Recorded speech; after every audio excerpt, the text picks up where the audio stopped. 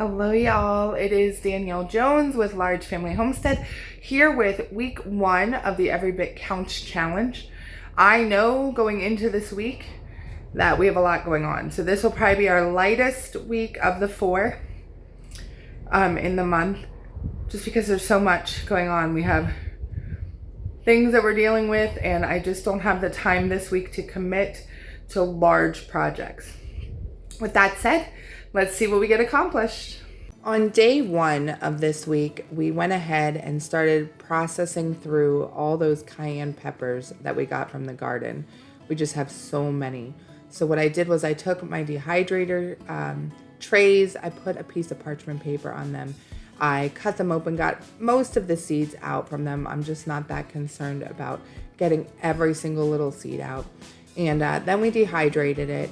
The next day then we chopped it up in the food processor, made it into cayenne powder.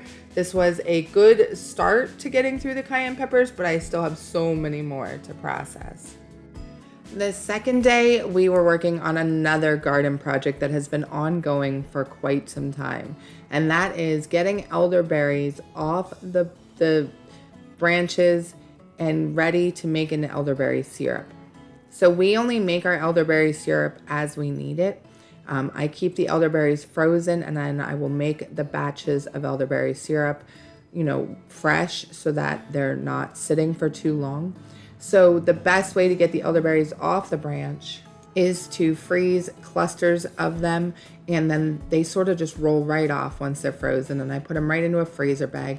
But it's a process because we have so much elderberry, so I just do a tray at a time, keep it simple, get it in the freezer, and hopefully by next week we'll be done with this project. A simple project for day 3 was just taking some potatoes that I had that I wasn't going to use, dicing them up, getting them frozen so that I could use them for an easy meal down the road.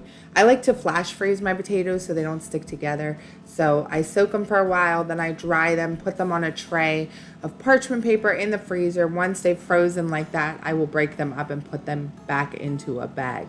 So it's just one simple way that I'm making sure every bit counts during this challenge. For the 4th day, we were already making cookies, so we just made a double batch of cookie dough and then froze one batch for a later time.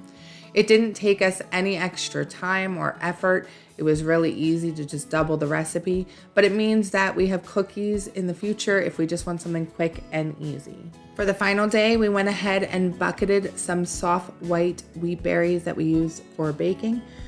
I like to work off of a bucket system. I rotate my buckets, so I have buckets for emergencies of food so that we don't have to worry about if we can't get to the grocery store, but then I also rotate them out so there's never anything sitting for too long. So this was a bag that I had thrown in from an Azure pickup that I never got around to bucketing, and I thought, being this week is just about small little steps, I'm just going to get it bucketed. So that's what we did.